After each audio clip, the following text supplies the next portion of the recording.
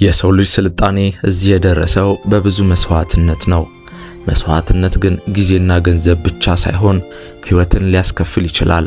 በድንቅ ፈጠራና ገዳይ ስህተት መካከል ያለው መስመር በጣም ቀጭን ሲሆን የገዛ ፈጠራቸውና ዕውቀታቸው ለሞት ወጥመድ የሆነባቸው ለዓለም አዲስ ነገር ሲያበረክቱ ሕይወታቸውን ያጡ ሳይንቲስቶች ታሪክ ዛሬ እንመለከታለን።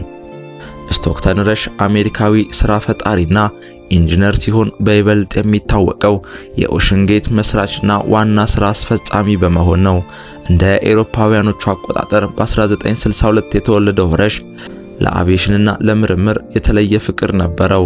ትኩረቱን ከሰማይ ወደ ጥልቅ ባህርና ውቅያኖሶች ከመመለሱ በፊት በዓለም ላይ ካሉ ትንሹ የጄት ትራንስፖርት ፓይለቶች ውስጥ አንዱ ለመሆን በቅቶ ነበር።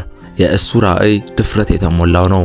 የጥልቅ ባህር ምርምርን ይበልጥ ተደራሽ ማድረግ፣ እንዲያውም የንግድ ሥራ ማድረግ። ለሳይንቲስቶች ብቻ ሳይሆን ልምዱን ለማግኘት ከፍተኛ ክፍያም ለሚከፍሉ ባለሀብቶችም ጭምር። ይህንን ራዕይ እውን ለማድረግ ረሽ የሰርጓጅ መርከብ ፕሮጀክት ይጀምራል። ስሟንም ታይታን በማለት ይሰይማል።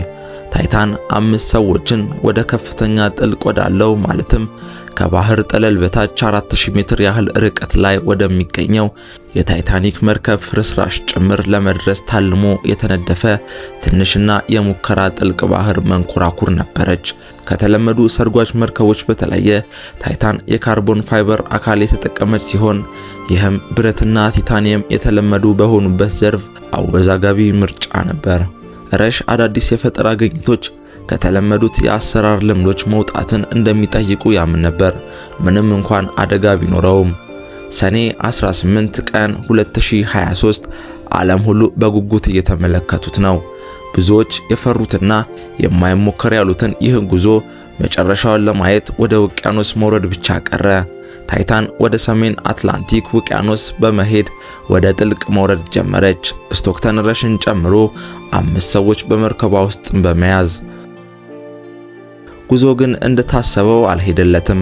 ከ2 ሰዓት ባነሰ ጊዜ ውስጥ ግንኙነቱ ሙሉ ለሙሉ ተቋረጠ። ሰፊ የፍለጋ ስራም ተጀመረ። ቲታን ከያዘችው ኦክሲጅን አንጻር ለቀናት ተሳፋሪዎቹ በህይወት ሊኖሩ ይችላሉ የሚል ተስፋ ነበራቸው። በኋላም አሰቃቂው እውነት ተገለጠ። ታይታን በከፍተኛ የውሃ ግፊት ምክንያት በቅጽበት ወደ ውስጥ በመፈንዳት ካታስትሮፊክ ኢምፕሎዥን የሚባለው ከባድ አደጋ ደረሰባት። በዚያ ጥልቀት ውስጥ የውሃ ግፊት በጣም ከፍተኛ በመሆኑ የሚፈጠረው የመጣበቅ ፍንዳታ የሚከሰተው በቅጽበት ነው። ለመዘጋጀትም ሆነ ምላሽ ለመስጠት ምንም ጊዜ አልነበረም። 5ቱም ተሳፋሪዎች ወዲያውኑ ሕይወታቸው አለፈ። ከአደጋውም በኋላ ብዙ ጥያቄዎች ተነሱ። አንዳንዶች ረሽን ድንበር የገፋ ባለራዕይ ብለው አሞካሹት። ሌሎች ደግሞ ሊከላከል የሚችለውን አደጋ ሆን ብሎ በመውሰዱ ተቹት።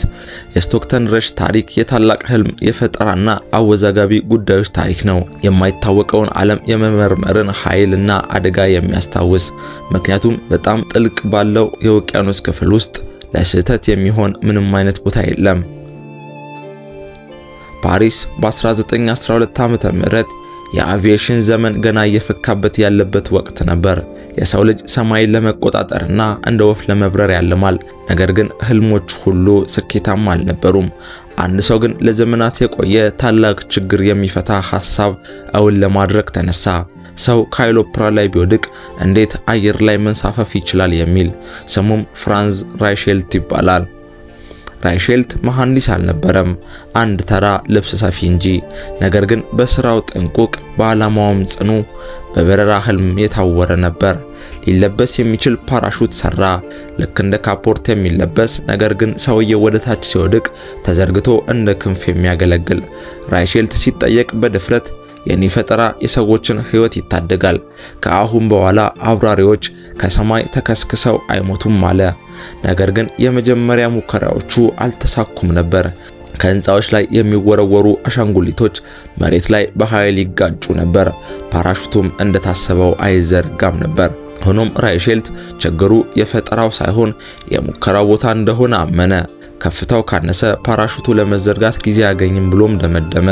ፈጠራውንም ከታዋቂው የኤፍል ታወር ላይ ለመፈተሽ ፍቃድ ጠየቀ። ባለስልጣናቱም ፍቃድ ሰጡት። ፍቃድ ሲሰጡትም አሁንም በአሻንጉሊት የሚሞክር መስሏቸው ነበር። ነገር ግን እንደ አውሮፓውያኖቹ አቆጣጠር የካቲት 4 በ1912 ዓ.ም ራይሼልት አስደንጋጭ እቅድ ይዞ መጣ። ፓራሹት አሻንጉሊቱን ያለብሳል ብሎ ሲጠብቁ ራሱ መልበስ ጀመረ። ምንም እንኳን ጓደኞቹና ባለሙያዎቹ ቢመክሩትም ራይሼልት ወደ ኋላ ለማለት አልፈለገም። ወደ ኤፍል ታወር መድረክ ወጣ። ወደ ታች ተመለከተ። ለጥቂት ሰከንዶች አመነታ። ከዚያም ዘለለ። ለቅጽበት ምንም አልተፈጠረም። ልብሱም አልተዘረጋም። ክንፍ የለም፣ መንሳፈፍ የለም። የሚታየው የመሬት ስበት ብቻ ነበር።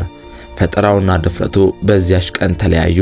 የተፈራው አሰቃቂ አደጋ ተፈጠረ። ራይሼልት መሬት እንደደረሰ በከባድ ግጭት ወዲያውኑ ሕይወቱ አለፈ።